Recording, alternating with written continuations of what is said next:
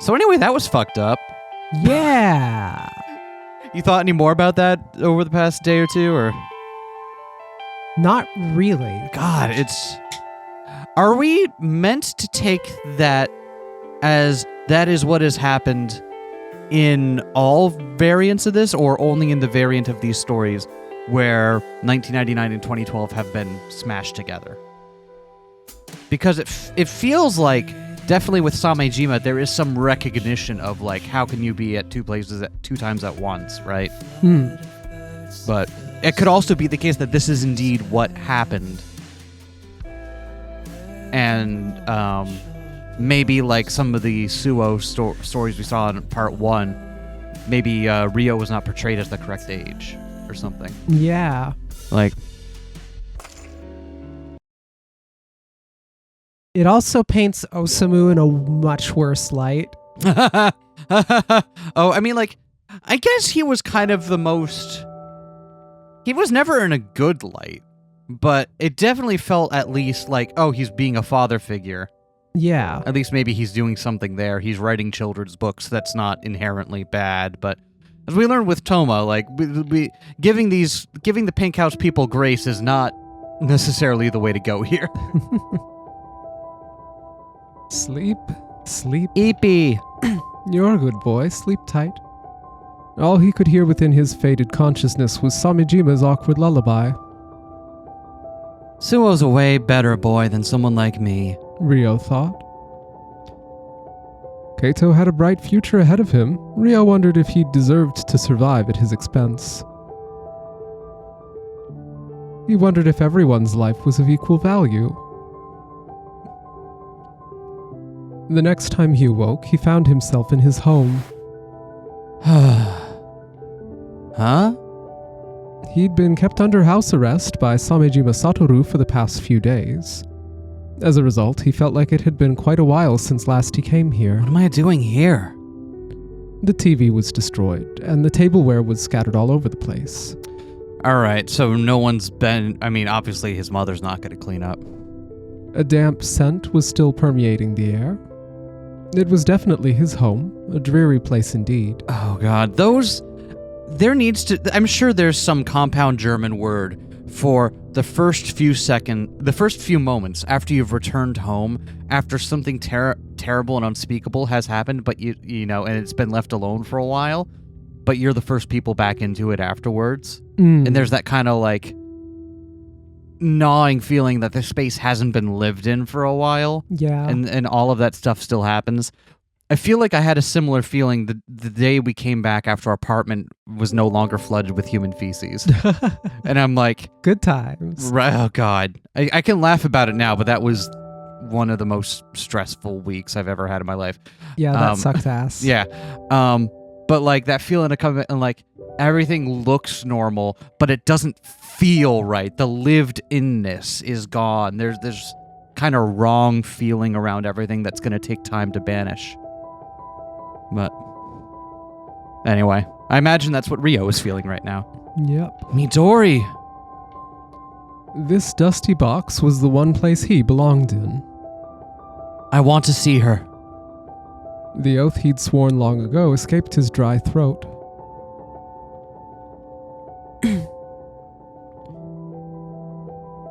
I legitimately don't remember. I don't remember what voice... It's fine.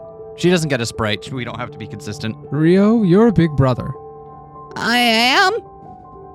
Within his mother's arms, he saw the monkey-like face of a newborn girl. Aw, she's really cute. It was the birth of his salvation.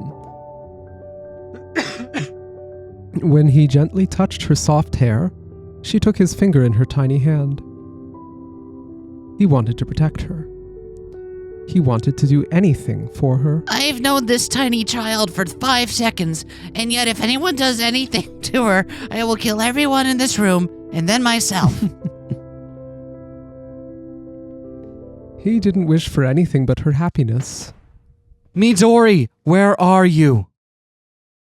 The roar that echoed through the empty home was almost beastly. Midori! Midori, without you, I'm...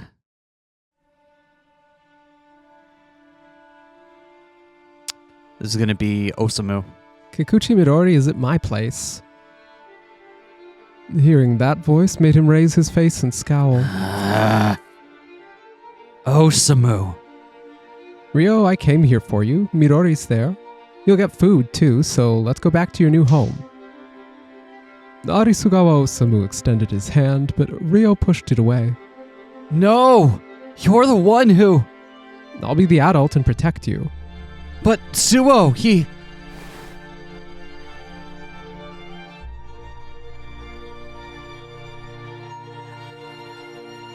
Died because of me?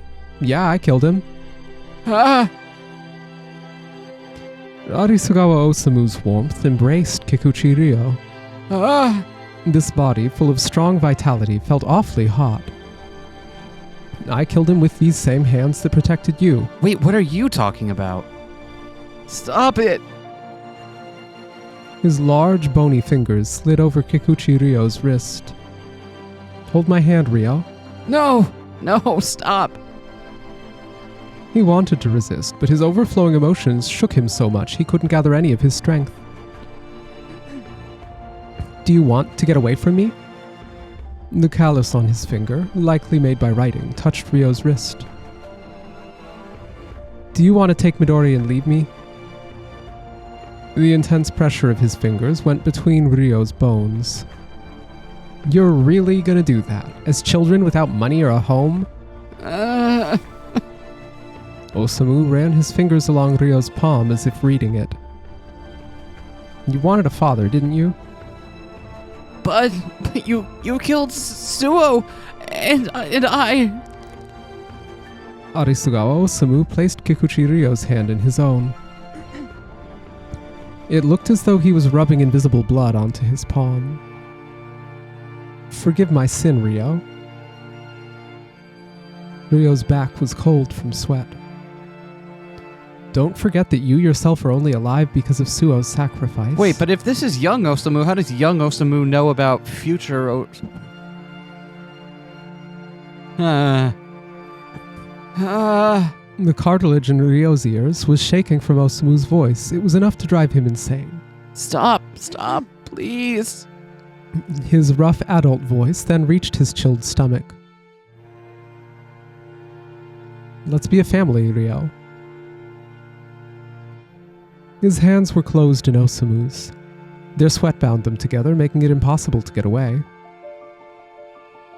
With a gentle warmth, he whispered those decisive words into his ear. We're partners in crime. No, the deepest relationship two people can have. Hey, Osamu. Midori doesn't look super psyched, does she? Yeah. It's Uncle. Osamu. Nope, the kid decided you're Osamu. Yeah, what is it? The camera isn't showing anything. Let's see. You forgot to remove the cover. Huh? Ah, it's not dark anymore. You having fun with that? Yeah, I want to take more shots. That's so. Let's go to the park then. You're coming too, right, Ryo? Yeah. Ryo basically being held hostage because he doesn't want to leave Midori alone with Osamu for too long. Yep. Their life in the new home was safer than the one they had before. Nobody got mad if Ryo wasn't walking silently, and he could stay calm without keeping the door slightly open. They had a place where the three of them could sit around the same table and enjoy the same food. Ah, I got the answer. Oh, she's got pajamas. Oh, look at a bone, a teddy bear, and a Christmas present. Wait, hold it, don't say it, I'm still thinking. You don't know, matches are... I told you not to say it. Are they doing like a crossword or something? I don't know. Kikuchi Midori was very attached to Arisugawa Osamu. Yeah, and like, without any real fault of her own, right? Because it's like the first father figure that stayed in her life for a while. And it's not like Midori has any context for some of the stuff that Ryo does, right? Mm-hmm. Can't really blame her for being like, oh, look, an adult figure who's going to stay in my life for a while. As a child, I really could use that right now. He'd given her a camera, and she was very into photography, taught to her by Osamu himself. I actually wanted to make it a bit brighter. You gotta adjust the exposure. Here, hold this button and turn the lens. Is that correct? As a photography knower? That is a thing you can do, yeah. Yeah. It had been a long time since Ryo had seen Midori having this much fun. For someone so rough, Arisugawa Osamu was very good at dealing with children. He understood Midori and managed to bring out the best in her. That also really checks out. Like, you don't have to be a good person to be good at dealing with children. Yep. Those are not, you know, they're not mutually exclusive. It's bright now. See, that should help you take better photos. All Osamu did was show her the door. That was how it had been with Ryo as well. He trusted children as individuals and let them freely walk through it. Yeah, the thing where, like, you meet children on their level, right, and don't try to baby them. Yep. Like, like if a children's asking you a question, try to answer as honestly and truthfully as you can, rather than being condescending or hiding stuff, right? Yep. And children recognize that and respond well to it. Watching them and seeing himself in their interactions, Ryo squinted his eyes. Looking back, the reason he got into books and looked for ways to put his feelings into words was so that he could better identify his surfacing urges, thus making them at least slightly weaker. No matter what awful things he may have done, Arisugawa Osamu had always been an ally to children. Osamu. What's up, Ryo? Can't sleep? I don't sleep this early. Plus, I had a night shift. Huh? Doing what? Road maintenance? Yeah, they praised me for having good eyes. Did you want something? Yes. Sit down, then. Tell me what's been going on in your life. Yeah, that's also going to be a weird shift for Ryo, who is who is still, like, not of an age to to be a legal adult, but has still taken on so many of the responsibilities of being an adult. Yep. And then being thrust back into a situation where he's now being treated as, like, a, you know, growing and older, but still a child, a teenager. It's like when the first day you get back from being away at college for a bit and are suddenly the whiplash from being suddenly independent to being suddenly not independent anymore again. Right. And like the period where you're living with your parents again for a while and you have that kind of it's whiplash. Yeah. That's a good way of putting it. Ryo hesitantly began opening up. He mentioned how he couldn't fit in at school, talked about the seaside park he often went to with Midori, as well as the sneakers he wanted. He still wasn't good at expressing himself, but Arisugawa was an attentive listener who understood him regardless. Ryo wondered if that deep, abundant silence was an adult's expression of love. It was peace, akin to sitting on a boat drifting along on a still lake. And that just made Ryo even more confused. Arisugawa Osamu was the very same person who locked him and Suou Keito up and put Keito through all that violence. It baffled him that he could still remain such a pleasant adult. People contain multitudes, right? Was this attachment an expression of aspiration or obligation? Was this cold sweat an expression of fear or love? Ryo's mental dictionary was ill-equipped to properly describe how he felt. The chain on those dog tags is a bit short, isn't it? It's the one you gave me. I never took it off. Even after what happened? Knew that if I took it off, it would be as if that day never happened. Actually, I don't really know why. I tried to make myself duller so I wouldn't remember it and get hurt. That's so. He got up from the sofa and went to pick up a book before coming back. There's a book I wrote while thinking of you. Here you go. It's called The Shit-Ass Kid. Can you tell which part's inspired by you? It was a children's book with a cover showing a cheetah dashing across the wastes. The cheetah is a graceful creature and the fastest in the savannah. It's got strong, beautiful muscles. All right. When I saw you, that's the kind of scenery that came to mind. However, this isn't the savannah, but modern Japan. You're stuck in a small box where you can't use your legs to their fullest and are reduced to sneaking around. The familiarity of the expression made Ryo dig his nails into the back of his hand. I don't know what that was about, but I guess I just wanted to free you from the invisible box surrounding you. An invisible box? I'm not some kind of mime. Yeah, like a glass cage at the zoo. I wanted to see you break stuff like that, leap over it, and run as fast as you could. That's why I wrote a book about it. And I still want to see it. I want to see you discard your envy of ordinary people. It's a feeling much like the attraction I felt toward the original you, before I did anything to make you a Mamiya. Osamu suddenly took Kikuchi Ryo's hands. He then bent forward and brought the hands closer to his forehead. Our perfect Mamiya. I'm sorry. I'm really sorry. It's okay though, you can forget all about Mamiya. A rabbit-like hat was swaying behind the man. The rabbit what? I'm sorry, what now? You were plenty charming without anyone doing anything to turn you into a perfect Mamiya. You don't have to stand out. All that really matters is that you lead a reasonably happy life. A reasonably happy life. Feeling that something was off, he returned to his room and got on the floor. It's because I want the unusual. Be like a cheetah and run free through the wasteland. You are a noble person. What did they all want from me? I wasn't an admirable enough person to answer anyone's expectations.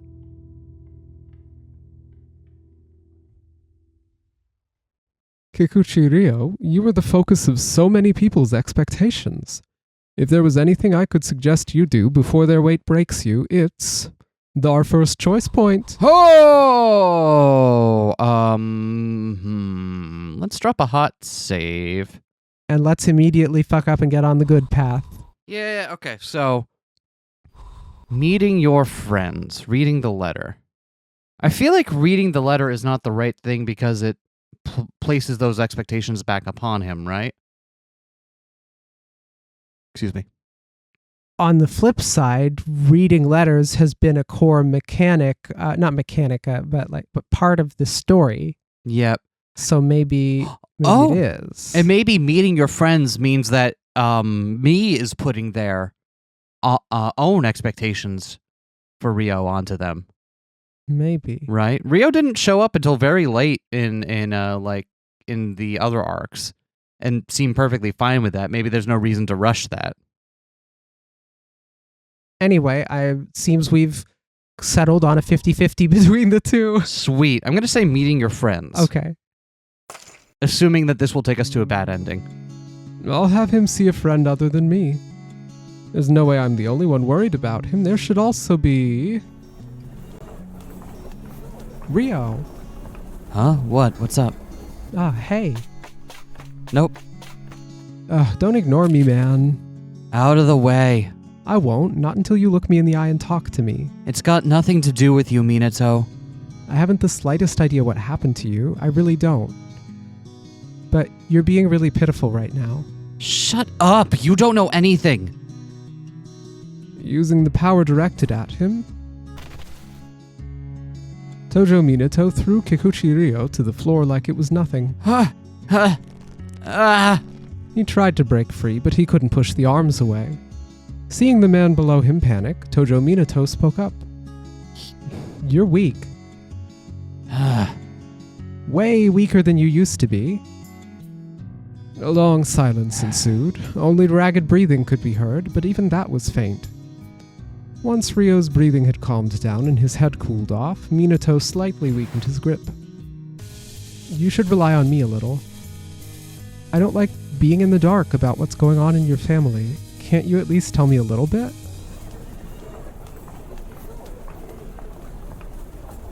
Well, hey now, if it ain't Ryo. Long time no see, Sensei. Start from square one and beat him into shape, Minato. I will. I'm shocked he didn't say anything else. I'm also shocked they let me work out in this heavy jacket. That's fair. I'm wearing a sweater vest. Sensei and I aren't actually scared of you. I mean, even if you're a delinquent, you're still weaker than me. I was just holding back. Let's do it again. Yeah. Ah! Nice. Your reactions are speeding up and your defense is improving. You're strong. Hey, I told you I am, didn't I? Oh. As Ryo got up, Minato stuck out his fist to him and Ryo met it with his own. Anyway, Sensei can be real mean sometimes. I still wasn't... Huh? What's up? I think I saw someone familiar. Huh? You can't be here. Who's that? Someone from a different school? Something is not right about him. Hey, Ryo. The hell are you doing? You just put something in your bag, didn't you? Let me go. They still haven't noticed. Put it back and let's get out of here. Why are you always so... Suou?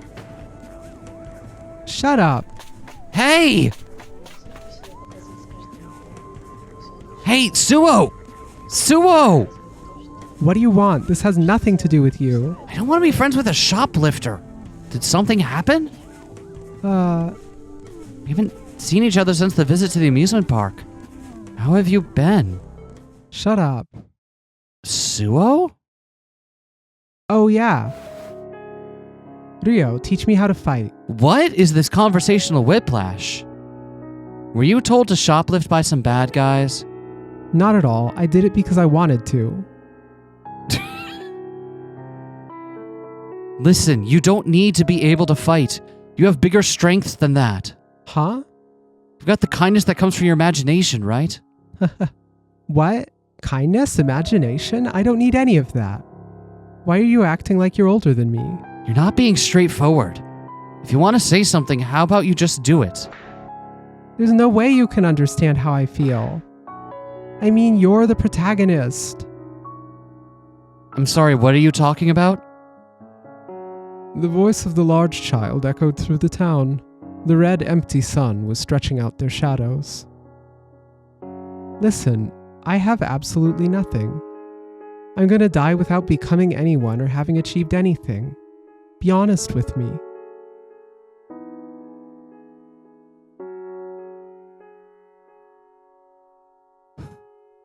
Dear gosh, that is the existential horror of someone who cannot live with the fact that they are not the main character of life. You think that I'm childish and embarrassing, don't you? Huh? You think I'm plain and not special in any way. And that I'm running away from reality and clinging to a fantasy. Of course I don't think that. The distorted voice was clouded by a black wave of sadness. None of what you have is embarrassing. Even Kikuchi Ryo's honest words were met by a ridiculing gaze from Suou Keito. Oh, I see. That's because you've always had things I desperately wanted. This miserable feeling isn't something you can understand. Ryo wanted to stop the words coming out of the other's mouth, but his legs and mouth were frozen. I wanted to become someone's dream. If I had to die, I wanted to die while being a person someone else looks up to. Huh? Here's the thing, I'm gonna die in 2003. What?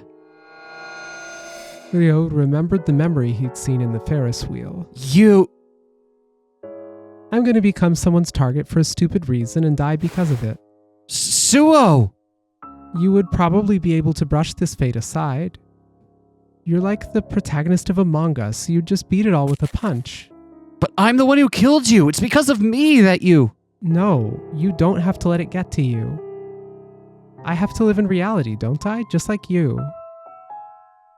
And if we don't put our feet in this world for the sake of protecting someone weak, we'll have no future. Kikuchi Ryo looked up at Suou Keito and saw him crying in the evening sun. Why can't both be important? Can't my two hands reach for both things? I don't care if it tears me apart, so please forgive me for being so embarrassing and pathetic. Huh. It felt as though this large, beautiful beast would vanish somewhere. I'm sorry for bothering you with these strange things, even in the end. Ryo felt like he was the only one who could stop him. Thanks for giving me the unusual, Ryo. Have a good life. Suou! But alas, his extended arm failed to reach its destination. Surrounded by darkness and the pouring rain, a single silhouette was running. It was so he could stop Suou Keito as he vanished into the past. Suou! Suou, where are you? Suou! He wanted to wipe away the worry that they would never meet again. Just like he repeatedly wiped the water trickling down his jaw. I can't meet him? Is that because it's 2012 now? Is it because I killed him? No, Kikuchi Ryo. Because I ran away on that winter day in 2003. It's not your fault. He looked wherever his eyes could see. Please don't disappear. I still... Yet the one he wanted to meet was nowhere to be found. Still haven't given you a reply.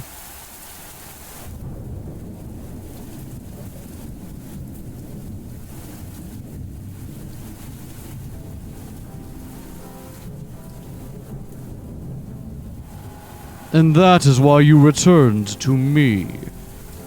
Within the silence, only the sound of falling water could be heard. Where is Suou? I do not know. The place he looked at was distant, covered in mist and hard to see. Why are you here as your past self? Samejima wasn't even meeting his gaze. Suou is not here. Blood escaped as he bit his lip. He smiled, tasting the iron, and let the pain escape through his mouth. What will you do, then? The intense rain drowned out all other sounds. Will you meet your end here as well? Drenched in black, the man standing there was like a natural phenomenon. I'll ask again. Where is Suou? He wouldn't kiss up to him, nor would he back down. He met his end in 2003. The year you were supposed to die. There is no more room for fantasy. A metallic sound rang out.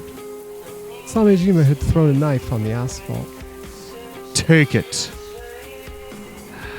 The metallic sliver was sharply reflecting the city lights.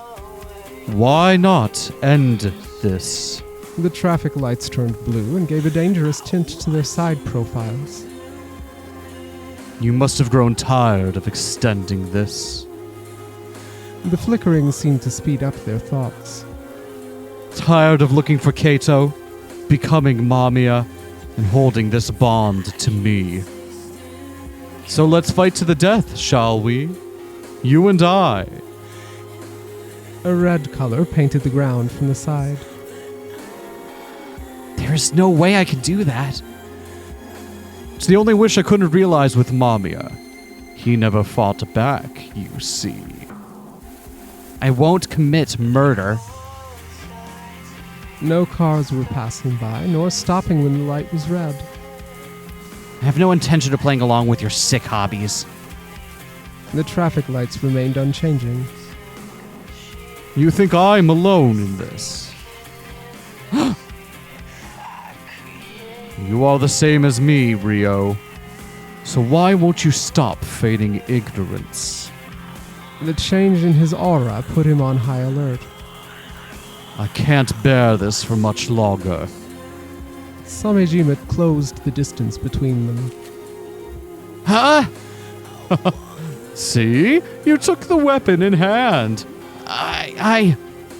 Just as Samejima said, Kikuchi was now holding the knife he dropped on the floor. Impressive. You did it subconsciously. And so quickly at that. No. This is good. This is right. These are your instincts. Samejima attacked with his elbow, and Kikuchi couldn't evade it. Ha ha! Ah! Not enough, is it? One more, then. Ah! Are you starting to remember? Did the MAMIYA I instilled begin to sprout?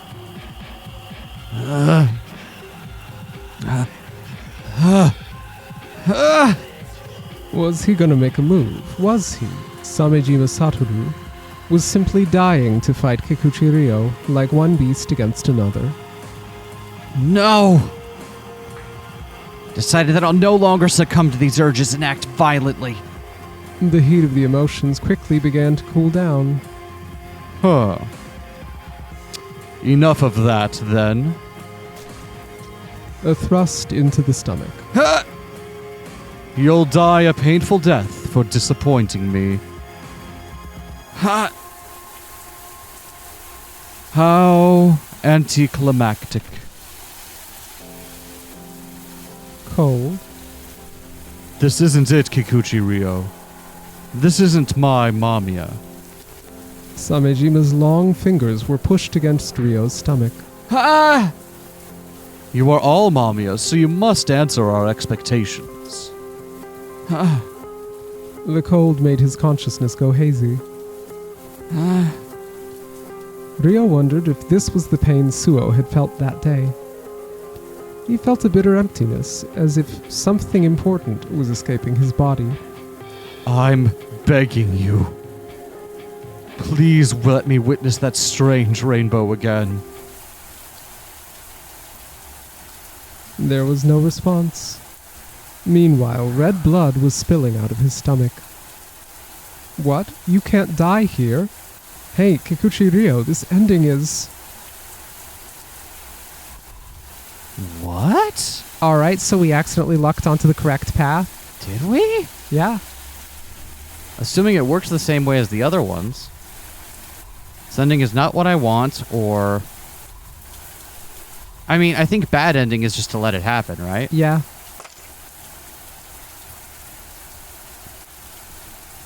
I don't have the strength to conquer this fear. Please let him rest already. Why do you fight? Kikuchi Ryo tried to resist the stab wound in his stomach, but his strength was fading regardless. Because... I felt like there was something special for me there. His fingers cut through the emptiness, grasping nothing.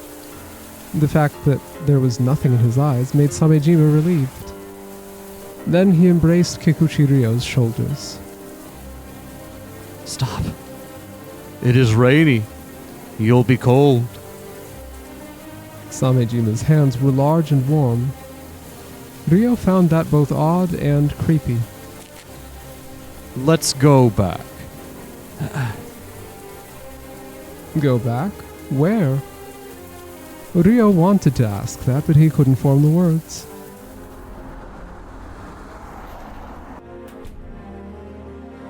Samejima's house was large and had a wealth of high-quality furniture. It was a far cry from the place where Kikuchi Ryo had lived for so long. Feel free to take your shoes off or keep them on. It is up to you. Saying that, Samejima removed his leather shoes. You don't like dirty feet, do you? Why are you even giving me the option? The question was met with a smile. It will get dirty and I will have to clean it regardless. Right as he said that, the man punched Kikuchi Ryo in the head. Ha! Would Ryo have been able to quickly run away without his shoes on? No, most certainly not. This man had no intention of letting his prey escape. You lost to me. His long, slender legs straddled the other's collapsed body. His gloved hands were grasping a rope. However, this isn't the limit of your potential now, is it? Samejima Satoru was ecstatic. The comeback of the honeymoon he'd experienced a few years ago was making his eyes water. He slowly waited for the answer he wanted. What do you say, Ryo? It won't run. It won't run. Not even from you. Really? The rope made a sound as it ground against his dark skin. It ate into his jaw and exposed his throat. The rope was getting wet from his sweat. Would his suffering become even worse if it was tied around his neck? Like hell, I would run. Huh. His pair of wide amber eyes were so striking they brought Samejima Satoru back to his senses. Were those the words he had wanted? The boy's will still seemed a tad too strong. The look he was giving him Satoru, was far more defiant than what he had anticipated. I'll get you understand before you die.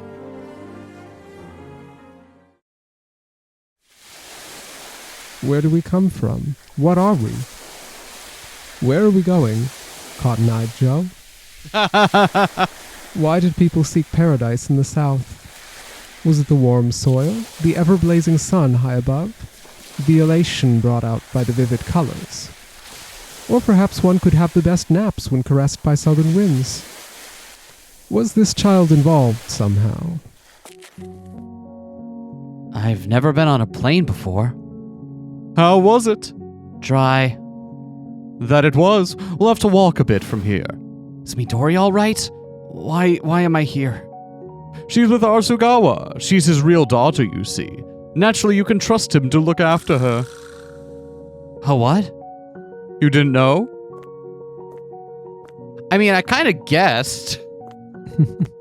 But it's interesting to have it confirmed in this manner. I hadn't guessed at all. I hadn't even thought of that. I mean, timeline-wise, it makes sense, It right? does, now that I think of it. The island of Tahiti wasn't a place with much to do. The sea was beautiful, but there wasn't much in the way of things, or anything that could provide stimulation. Oh dear. Well, I'm sure we'll have lots of free time here. Sweating beneath the scorching sun, Samejima sounded a chuckle. Why did we come here? I've always wanted to go to the tropics. You know how people tend to associate vacations with visits to the south? I'd hoped I could feel free and at peace. Man, how northern hemisphere chauvinistic of you. How was it? A hell very much like paradise. Make no mistake though, I am in no way obsessed with you. You sure, man? Definitely not obsessed, not even a little bit hyperfixated. The room they lived in provided some shade against the sun, making the temperature more bearable. Come night, only the moonlight shone in and brought the wind through the window. I am obsessed with myself. So you brought me to this place for your own self-satisfaction, huh? I wanted to isolate you. That's why we brought you to a place where you have nothing to protect. The humid heat gradually made them fatigued. A few weeks had passed since they arrived in Tahiti. Oh, Tahiti. Interesting, okay. He sleeps with such a childish expression. Even during daytime, they began to sleep more frequently in the shade. After all, this place was far too hot and boring for any kind of activity. Do you truly think it's a good idea to be so defenseless around me? For as long as he could remember, he'd found it difficult to treasure living beings. Fragile lives would be crushed by his hand without him even trying. Rio. He ran his fingers along the back of the boy's coffee cream-colored hand. People are wrapped in one layer of skin. As long as the sun's eyes weren't open, Samejima Satoru didn't have to feel any fear. Right now, he could probably turn this detestable child into a lifeless corpse. A wicked emotion surged through his entire body. Each body part has a name, but the whole is by no means patchwork. Running the pad of his finger on him, he passed the protruding bones and made circles around the faintly visible veins. That fact is my favorite thing about humans. His brow twitched. For a moment, Samejima thought he had woken him up by accident. The slowly moving fingers made his body freeze. Samejima thought he would have to act before he woke up. Huh. But then, the palm of Kikuchi Ryo's hand gently grasped the man's fingers. He He looked like a baby clinging to his mother. Ah. Samejima Satoru hated this creature more than anything. Several years had passed since. A single creature lived in a shining hell. Where do we come from? What are we? Where are we going? Arms and legs intertwined, scrawny collarbones collided. It was a creature breathing steadily while wrapped in one layer of skin. No one could find it. Someone wanted this. What on earth?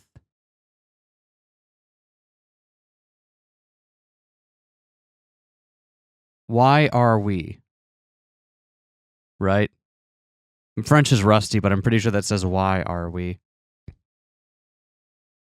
What on earth?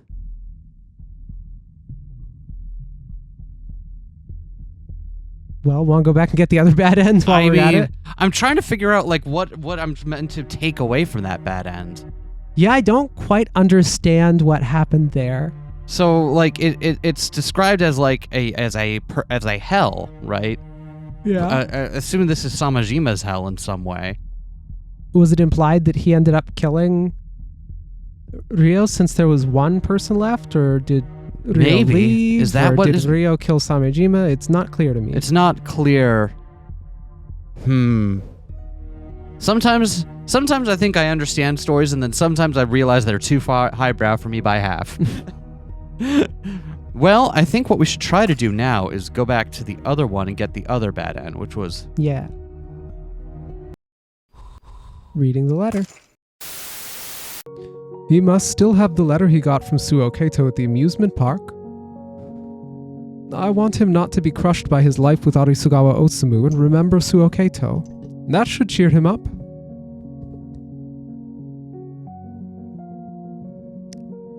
And you want me to suggest that?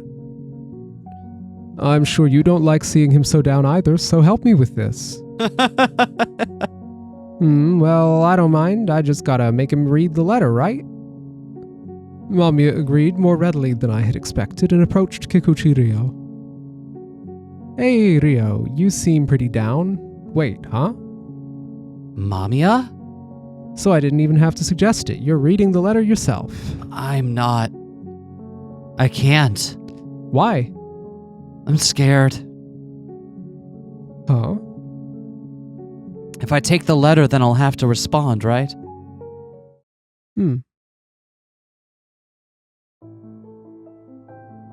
I'm cold. It's okay. I don't think I can give him the correct response. Oh no. Why did I survive? If I had died instead of him, this wouldn't have... I'll stop you right there. Even though Mamiya stopped him from continuing that thought, Kikuchi Ryo merely smiled in self-derision. It's like a tag placed at the very front of my brain. I know I gotta do it, but if I postpone it and instead just look at it every day, it makes my heart even more. I mean, there's no way I can reply to him. I have no words to give him. Maybe Osamu could do it. He's an author. Me, on the other hand, I lack the education to come up with elaborate expressions. Kikuchi Ryo. I fell silent and took a step back so I could better hear his regretful words. I hate letters. All right, letters. Lots and lots of letters. Where could we go? A warm place would be nice. A tropical island with palm trees. Oh, right. The tropical island with palm. Right, that's why it's... Okay, because that has come up time and time again, right? As, like, the idea of where Suou wanted to take young Ryo, Yeah. right? When they got it, like the thought that was keeping Ryo alive was tropical paradise, right? There are many fun things waiting for us. There's much that the world wants to tell. To both you and me. No! All right, letters. Lots of them. Screw letters! So you won't be lonely, even when you go back home. I hate letters! This had the opposite effect. I hate letters! I hate alphabets! I even hate syllabaries! How do you feel about abjads? Huh?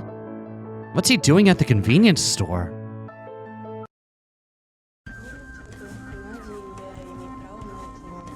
Wait, is this the same? No, because this is different now, because we're now without... Wait, but it's letting us skip ahead. Yeah. Interesting. Okay. But... Minato wasn't there this time.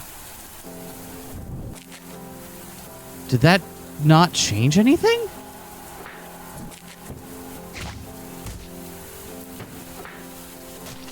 Huh. Interesting.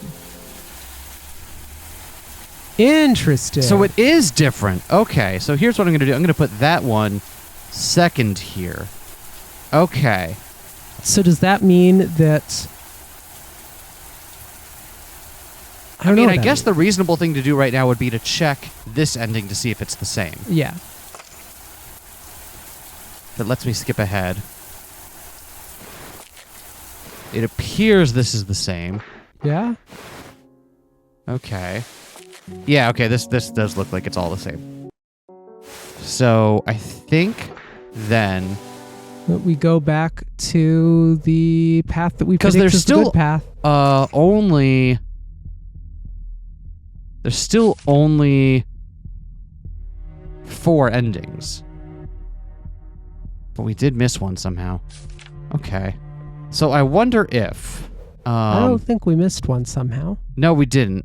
So what if instead from ending without his friends, Yeah, let's try from there. from here, let's see if Not What I Want Yeah. doesn't work in this case. Yeah, let's see.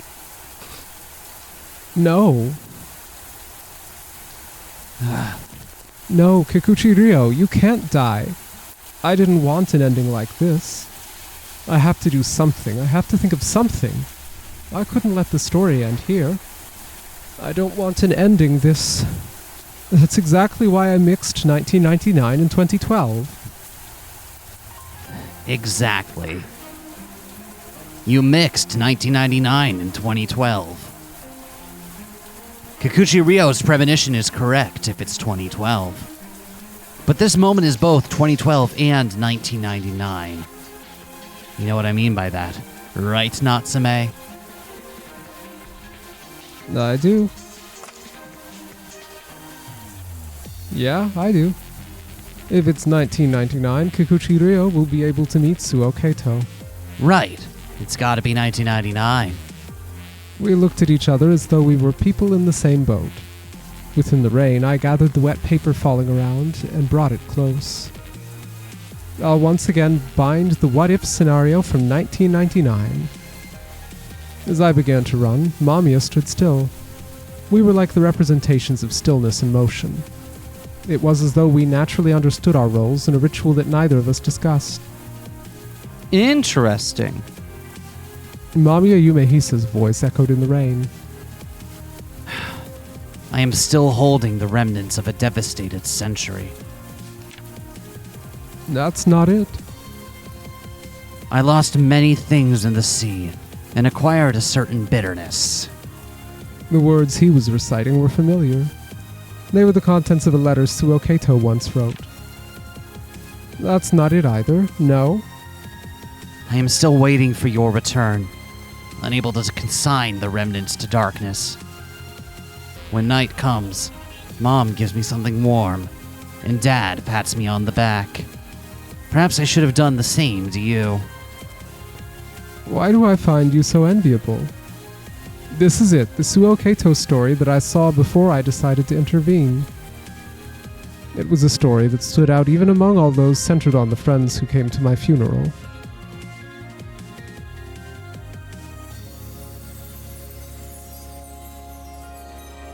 They'd actually met in 1999. Please don't forget. MAMIYA stopped reading and looked up. Please don't forget me. Within the darkness, their eyes met. Did these words truly belong to Suou Keito? There was emotion in Mamiya Yumehisa's voice as he spoke, but where was it coming from? Mamiya, why are you... Mamiya said nothing and only smiled. Wait! The extended hands touched nothing but the paper quickly flying by. Wait, Mamiya! A stormy wave of history carried away and drowned out time itself.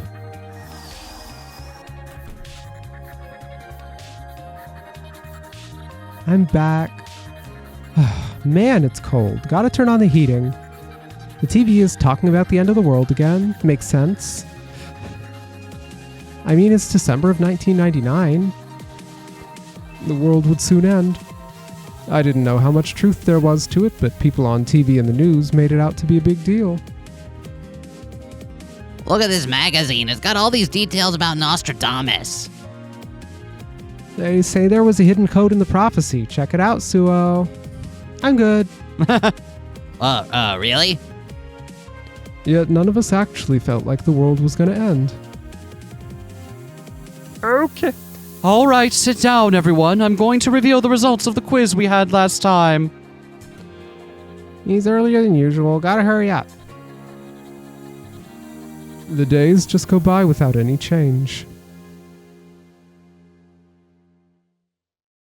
And I still don't know my purpose for being here. Why is everything so devoid of fun? I'll blink one moment and the world will be over the next. If it's gonna end, it doesn't matter what I do, right? It would be simple and anticlimactic, like the burst of a soap bubble. I gotta throw Mamiya away. Oh, wait, not me. I haven't been in this game for a long-ass time. I don't even get a Sprite. 1999, Tokyo. Real ones remember Invisible Mamiya. The internet hadn't developed enough to let people exchange information in real time. It was a time when TV was still the dominant form of media, before the switch to the new millennium. There were people that believed the world would end. There weren't many of them, but their numbers were hardly insignificant. It might have been odd, considering that the year 2000 was just an arbitrary number set by one of the world's religions.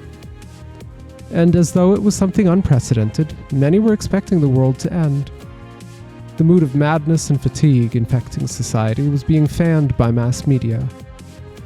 And many people now thought they were special simply because they lived in 1999. Say ya, Suou. I don't know what happened to you, but cheer up, okay? Sure, thanks. The rain was beating down on the windows. I forgot to bring an umbrella. It would have been easy if Suou Keito was like so many others, and could also say that he was a child yearning for the unusual. Oh, how great it would have been if he wasn't the one to die in 2003. Or if he wasn't my friend. Even so, he's definitely an invaluable friend of mine, and that's why I'll engage the gears of this adverse fate. Let's start again, Suou Keito.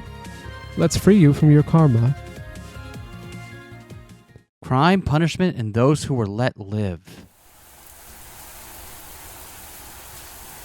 Reshuffled, end of the millennium. Interesting. So this one does indeed bring us to a further chapter. Yeah? Just for consistency's sake, I want to see whether or not the same thing happens on the other choice we made. Fair enough. I'm willing to bet yes. Oh, I just saved over it. Never mind. Oh well. I thought I was in the load menu. I was in the save menu. That's not how that works. I don't care anymore. He was at a loss for words.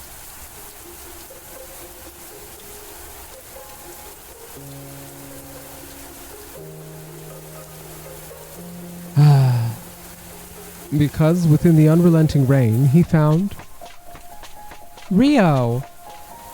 He quickly ran up to him, forgetting the mean things he'd said to him earlier. His eyes, drenched in rainwater, were closed shut. Blood. So that's how we got it. Because this is how his route starts in the first chapter. He quickly took out a towel and placed it on his stomach. Hang in there, snap out of it. Ugh. His head ached with an awful sense of deja vu. Please don't die. He put Rio's arms around his shoulders and carefully began heading back home. Please don't die. His wish seemed to be the same warmth he'd embraced on that mountain, as well as the aspiration he'd felt back when he was even younger. He hoped that they could patch things up. He hoped that, pathetic though he may be, he could help Rio. He pictured a future in which he proudly told him that they were equal. And yet... Who are you? And that's right, that's what happens in this chapter. Don't joke like that. Feeling as though he'd been told his concerns didn't mean anything, Keito turned angry. You got hurt this badly and now you're lying? Ugh, whatever. Although in the original, didn't Keito also not know who Rio was? Yep. So this is slightly different. This is a different version of it. Rio still gets amnesia, but Keito now knows who Rio is. Yep. It's not just chance. Okay. I'm sorry, what? Are you this desperate to mess with me? He grabbed Rio's shoulders and realized he was shaking. I'm sorry, I shouldn't have yelled. It's fine. He'd never seen such a terrified expression. Did you really lose your memories? I'm sorry, I don't remember you. There's a lot of that happening in these routes, isn't there? We know each other, right? The apologetic way he said that gave Keito heartache so bad it nearly brought him to tears. I'm sorry.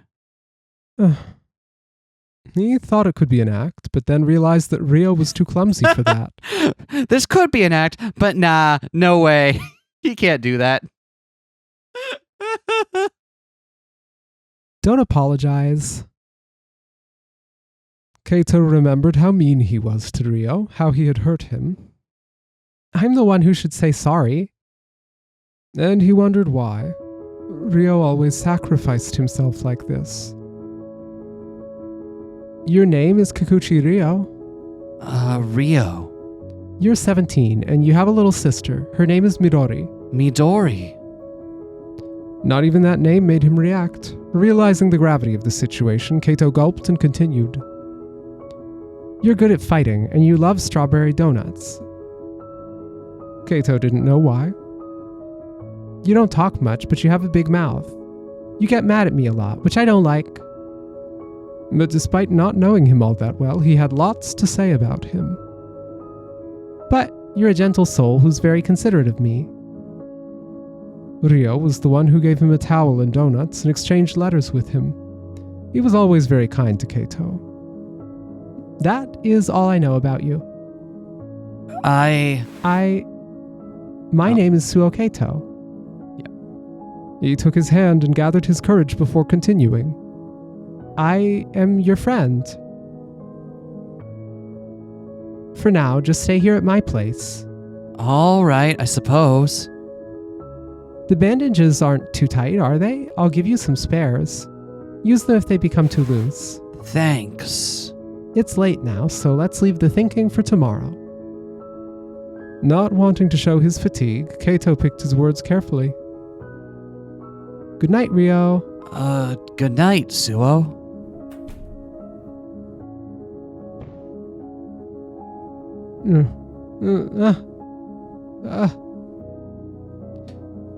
The moment he closed the door and collapsed onto his bed, he began silently weeping. I'm scared.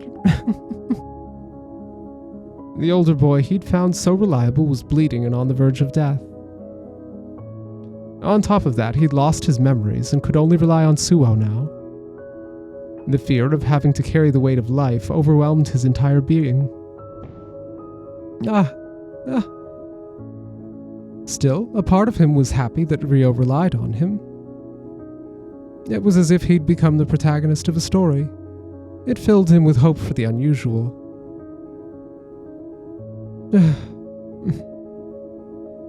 These conflicting emotions couldn't be defined, turning into tears that wet the pillow.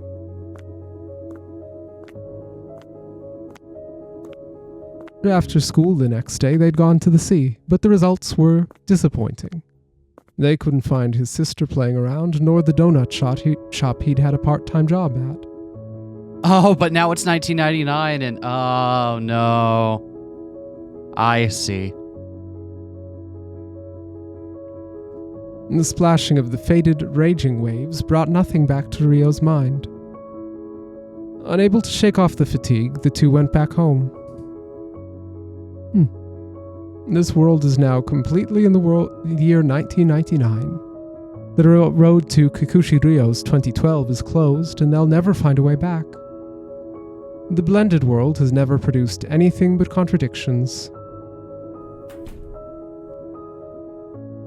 Here, I made hot milk. Have some. No, thank you. Ryo covered himself in a blanket on the sofa, his body quivering lightly. Intense unease was swirling within Keito's chest. A few days ago, he couldn't have imagined seeing Ryo like this. To Keito, Ryo had always been a hero-like figure who stayed strong no matter what. I get some, bad dreams. Dreams? I see. Dreams. I don't get any dreams myself. The face of someone who gets no dreams. I'm kinda jealous. You are? The words made Keito's eyebrow twitch. That's all the more reason to drink the milk. It'll make you sleep better. I told you I don't need it. For some reason, Ryo's stubbornness made Keito upset. I'm telling you to drink it. This is my place you're living at. I'm lactose intolerant. Keito kept Ryo in place on the sofa and pushed the warm mug against his face. Forced to drink milk.jpg.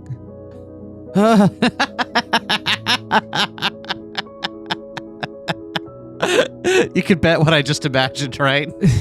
Ryo's hair isn't long enough, but... We've got to put it in the episode. No, I'm not doing that. If you know what it is, you know what it is. See? It's warm. Calms you down, doesn't it? All right, fine. I'll drink it. What had been supporting Kikuchi-ryo until now? The way he was in this moment, it didn't seem like he had anything to fear. Give me the cup. Open your mouth. I'm sorry, what? Keito put more power into his grip. Are you for real? The mug with the milk was releasing faint steam. You'll get burned if you don't drink it properly. Stop. Don't mess around like this. I'm tired. And this feels more like the dynamic that should have been in that one, right? In that chapter. Whereas in that one, it was more like Ryo just kind of laid over. That's exactly why you should drink it.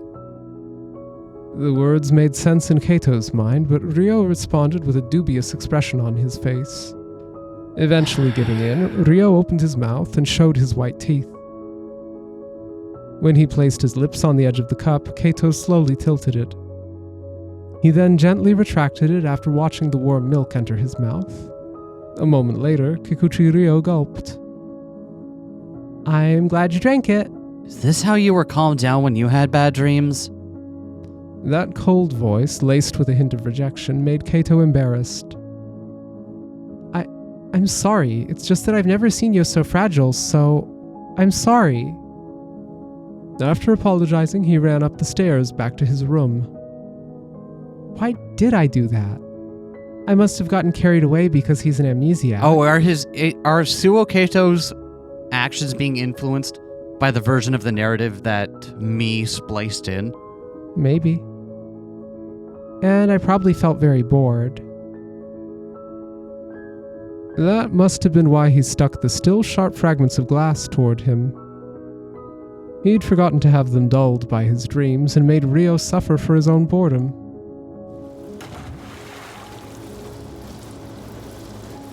Someone, anyone. A raging sea with no one in it.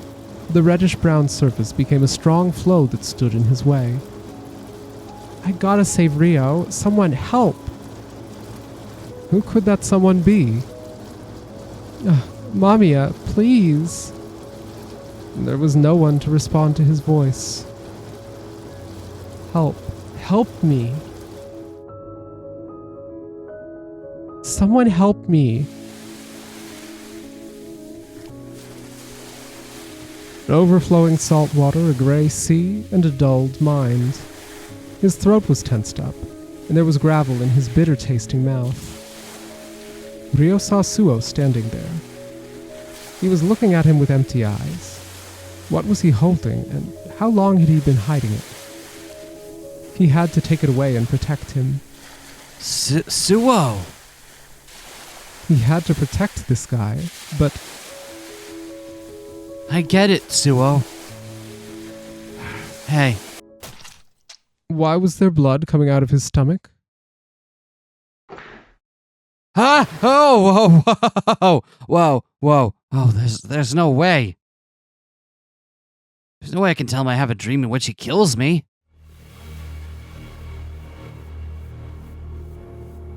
Right after this, Kikuchi Ryo.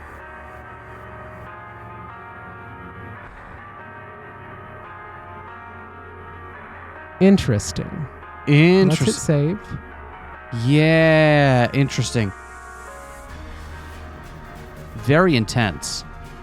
Okay. After this, Kikuchi Ryo. Huh. So what I think we'll do we want to call this one here for now? Or do we want to try?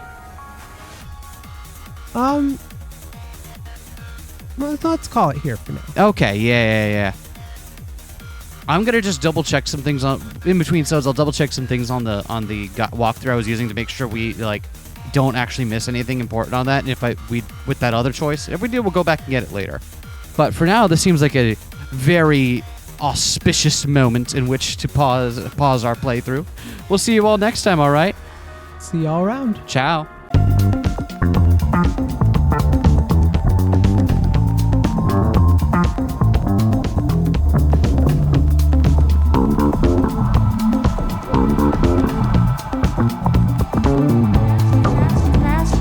Smash that like, comment and subscribe.